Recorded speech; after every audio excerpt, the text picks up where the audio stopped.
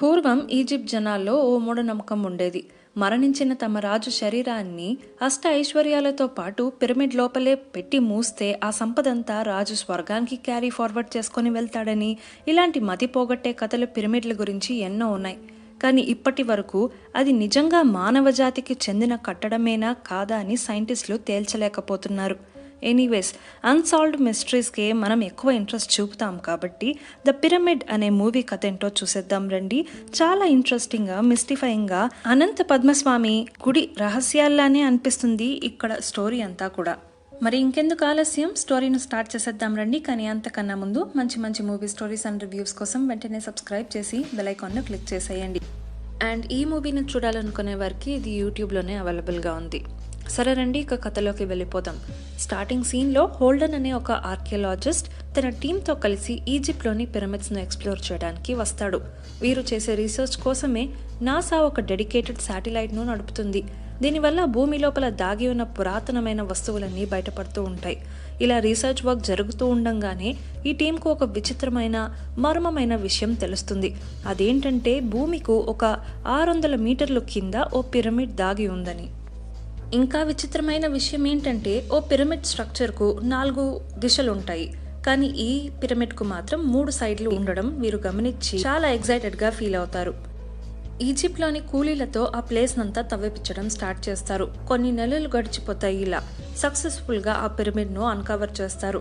And దాంట్లోపలికి వెళ్ళడానికి ఒక door కావాలి కాబట్టి అక్కడున్న కూలీతోనే దాన్ని చేయిస్తూ ఉంటారు. ఇలా చేయిస్తూ ఉండంగానే సడన్గా అమాంతం ఒక్కసారిగా లోపలి నుండి విషపు గాలి బయటకు వచ్చి దాన్ని ఈ డోర్ను క్రియేట్ చేస్తున్న పర్సన్ పీల్చి అక్కడికక్కడే ఊపిరాడకుండా చనిపోతాడు. ఇది చూసిన మిగిలిన కూలీలు ఇది భయంకరమైన పిరమిడ్, దీని జోలికి ఎవరు వెళ్లొద్దని స్ట్రైక్ చేయడంతో అక్కడ గవర్నమెంట్ ఈ విషయంలో కలుగ చేసుకుంటుంది. ఈ రీసెర్చ్ను ఇక్కడితో ఆపేయమని హోల్డన్కు ఆర్డర్స్ ఇస్తుంది గవర్నమెంట్. హోల్డన్ కూడా సరేనంటూ తన టీంతో ఇదే విషయాన్ని చెప్తాడు.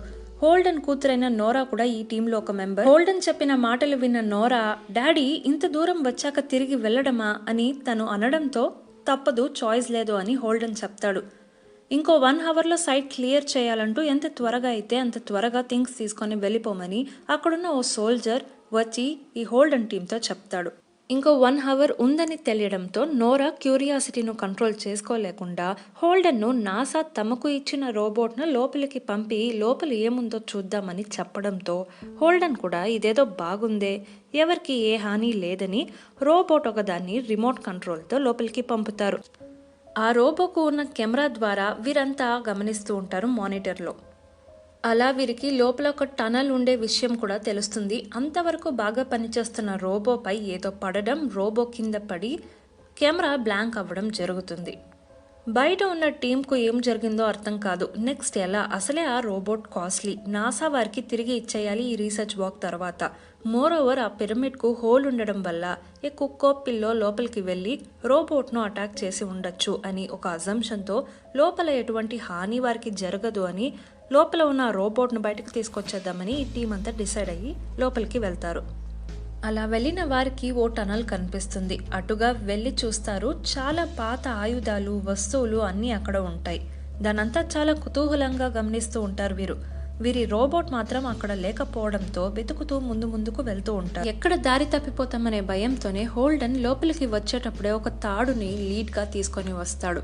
కానీ తీరా లోపలికి వచ్చిన కాసేపటికి రియలైజ్ అయ్యేదేంటంటే ఆ తాడు ఎప్పుడో కట్ అయిపోయిందని. సో వీరికి బయటకు వెళ్లే దారి ఇప్పుడు తెలియదు.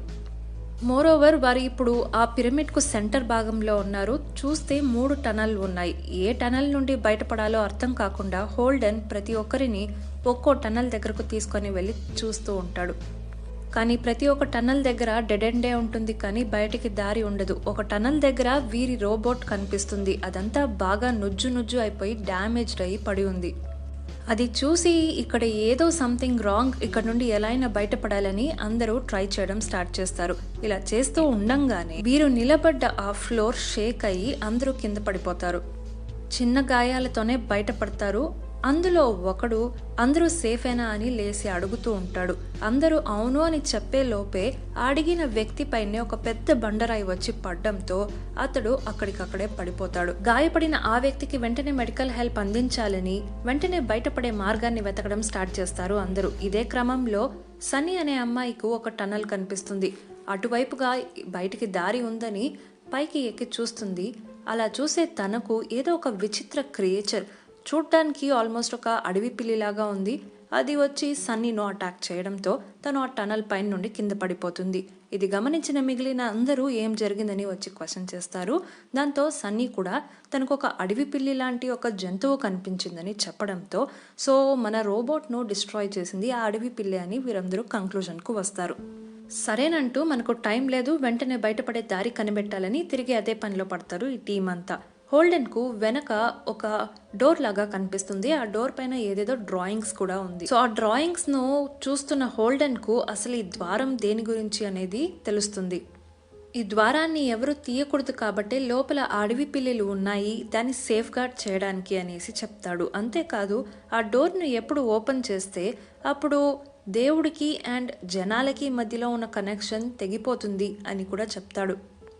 కానీ వీరి దగ్గర చాయిస్ లేదు, అన్ని దారులు ట్రై చేసేసారు. సో బయటకు వెళ్ళాలంటే ఆ డోర్ను అన్లాక్ చేయడం ఒకటే దారి అని అనుకున్న వీరు ఆ తలుపును గట్టిగా మోది ఓపెన్ చేస్తారు. లోపల ఇంకా చాలా డ్రాయింగ్స్ ఉంటాయి వాల్స్ పైన. సో వీరికి అర్థమయ్యేది ఏంటంటే ఈ డోర్స్ అంతా కూడా చాలా ఆత్మలు వచ్చి సేఫ్ గార్డ్ చేస్తోందని అర్థం చేసుకుంటారు. అండ్ ఆ డోర్ లోపల ఒక టనల్ ఉంటుంది. సో దాని లోపల నుండి వెళ్దామని అనుకుంటూ ఉన్నప్పుడే ఆ బండరాయి కింద పడిన ఆ పర్సన్ గట్టిగా అరవడం స్టార్ట్ చేస్తాడు. ఏంటని వెళ్ళి చూస్తే అక్కడ ఆ పర్సన్ ఉండడు, అతడి బ్లడ్ మార్క్స్ మాత్రమే ఉంటాయి. ఎవరో అతన్ని లాక్కొని వెళ్ళినట్లుగా ఆ బ్లడ్ మార్క్స్ ఇండికేట్ చేయడం చూసిన వీరు ఒక్కసారిగా అందరూ భయపడిపోయి వీరు ఓపెన్ చేసిన నిషేధిత డోర్లోని టనల్ ద్వారా బయటపడాలని అందరూ స్పీడ్గా వెళ్తూ ఉంటారు. కానీ ఆ అడవి పిల్లలు లాంటి క్రియేచర్స్ వీరిని చేస్ చేసుకుంటూ వస్తూ ఉంటాయి. ఎలానో అందరూ ఆ అడవి పిల్లల నుండి సేఫ్గా బయటపడతారు. కానీ ఆ అడవి పిల్లల కన్నా ఒక పెద్ద స్ట్రక్చర్, ఒక పెద్ద ఆకారం అక్కడ ఉందని వీరు గమనిస్తారు. దాంతో అందరూ చాలా టెన్స్డ్గా ఫీల్ అవుతూ ఉంటారు. కరెక్ట్గా అదే టయానికి ఆర్మీకు చెందిన ఒక సోల్జర్ లోపలికి వస్తాడు. ఈ సోల్జర్ ఆల్రెడీ ఒక 1 అవర్ ముందే వీరి ఈ టీంకి అంతా కూడా ఒక వార్నింగ్ లాగా ఇచ్చి వెళ్ళి ఉంటాడు. 1 అవర్లో ఈ ప్లేస్ను మీరు ఖాళీ చేయాల్సిందే అని. సో తిరిగి చెక్ చేయడానికి వచ్చిన ఆ పర్సన్కు టేబుల్ పైన ఈ టీంకు చెందిన వస్తువులన్నీ ఉంటాయి. అండ్ ఈ పర్సన్స్ లేకపోవడంతో ఖచ్చితంగా ఈ టీం క్యూరియాసిటీతో ఈ పిరమిడ్ లోపలికి వచ్చి ఉంటారని గెస్ చేసిన అతడు పిరమిడ్ లోపలికి వస్తాడు. సో అతడు కూడా ఇప్పుడు ట్రాప్ అయిపోయాడు. ఆ అడవి పిల్లల లాంటి క్రియేచర్స్ను తన దగ్గర ఉన్న గన్తో షూట్ చేస్తాడు. కానీ ఒక పెద్ద క్రియేచర్ లాగా ఉంది అని చెప్పాను కదా, ఆ క్రియేచర్ వచ్చి ఈ సోల్జర్ను వెనక నుండి లాక్కొని వెళ్ళిపోతుంది.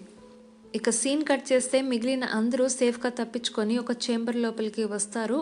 ఆ చేంబర్ వాల్స్కు కూడా ఏదో డ్రాయింగ్స్ లాగా ఇన్స్క్రైబ్ అయ్యి ఉండేది హోల్డెన్ గమనిస్తాడు. అప్పుడే అతడికి విషయం అర్థమవుతుంది. అదేంటంటే ఒసారియస్ కొడుకైన అనూబిస్ అనే ఒక దేవుడు, ఈజిప్ట్లకు పెద్ద దేవుడు ఇతడు.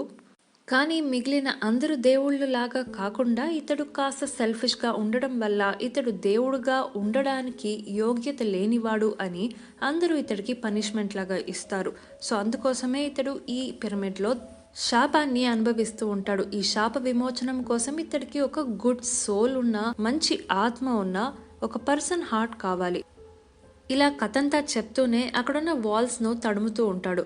ఒక వాల్ను తడమంగానే సడన్గా ఆ వాల్ కదిలి దాంట్లో నుండి ఇసుక రావడం స్టార్ట్ అవుతుంది. వీరు కానీ కాసేపట్లో అక్కడ నుండి కదలకపోతే ఆ చేంబర్ మొత్తం ఇసుకతో నిండిపోతుంది అని వీరు గ్రహించి వెంటనే అక్కడ నుండి పరిగెత్తడం స్టార్ట్ చేస్తారు. అసలే చేయగటి ఇంకో పక్క ఇసుక పడుతూనే ఉంది. ఎటువైపు పరిగెత్తున్నామో కూడా అర్థం కాకుండా పరిగెత్తుతూ ఉంటారు అందరూ. సో ఈ కన్ఫ్యూజన్లోనే సన్నీ అనే అమ్మాయి ఎక్కడ పరిగెత్తుతుందో అర్థం కాకుండా కింద పడిపోతుంది. తీరా చూస్తే కింద ముళ్ళులాగా ఉంటాయి, దానిపైన పడి చనిపోతుంది తను. లోపలికి వచ్చి ఆల్రెడీ 3 చనిపోయారు, ఇక లేట్ చేస్తే మనం కూడా చనిపోవాల్సి వస్తుందని మిగిలిన వారందరూ బయటపడడానికి ట్రై చేస్తూ ఉంటారు. వీరు అలా వెతుక్కుంటూ దారిని వెళ్తూ ఉండగా ఒక ప్లేస్లో బయట నుండి గాలి రావడం వీరు ఫీల్ అవుతారు. ఇక్కడ ఆ దిశలో ఉన్న ఏదో ఒక తలుపును ఓపెన్ చేస్తే వీరు బయటపడిపోతారనే నమ్మకంతో మొత్తం తడిమి చూస్తారు. అక్కడ ఒక వీరు గెస్ చేసినట్లే ఒక తలుపు లాగా ఇండైరెక్ట్ గా ఒక స్టాచ్యూ ఉంటుంది. ఆ స్టాచ్యూను మెల్లగా హోల్డెన్ జరిపి చూస్తాడు. అది నిజంగానే ఒక డోర్ లాగా ఓపెన్ అవుతుంది. ఖచ్చితంగా ఇదే దారి బయటికి అని లోపలికి వెళ్తారు అందరూ. తీరా లోపలికి వెళ్ళి చూస్తే ఆ చేంబర్ లోపల ఉన్న వాల్స్లో మొత్తం హ్యూమన్ ఫేసెస్ ఉంటాయి. అంటే ఇది మనుషులను చంపి ఈ వాల్స్ను కట్టారు అనేది వీరు అర్థం చేసుకుంటారు. మోరోవర్ వీరు వెతుక్కొని వచ్చినట్లుగా అటువైపుగా దారేమీ లేదు, అది కూడా డెడ్ ఎండ్కే దారి తీస్తుంది. సో ఇటువైపు కూడా దారి లేదు అని వీరు మాట్లాడుకుంటూ ఉండగానే హోల్డెన్ వెనక నుండి ఏదో ఒక క్రియేచర్ వచ్చి హోల్డెన్ను కరెక్ట్గా గుండె ప్రాంతంలో పియర్స్ చేస్తుంది తన చేతితో. దీన్ని చూసి భయపడిన నోరా అండ్ తనతో పాటు ఉన్న అబ్బాయి అక్కడ నుండి పరిగెత్తుకుంటూ వెళ్ళిపోతారు. నోరాతో ఉన్న అబ్బాయి ఒక కెమెరామ్యాన్ కాబట్టి అతడి చేతిలో ఒక కెమెరా ఉంటుంది. నైట్ విజన్ను ఆన్ చేసి అక్కడ ఏం జరుగుతుందో గమనిస్తాడు. నోరా వాళ్ళ డాడ్ అంటే హోల్డెన్ను అలా ఇంజ్యూర్ చేసింది వేరేదో కాదు, అనుబీస్ అనే ఆ దేవుడే.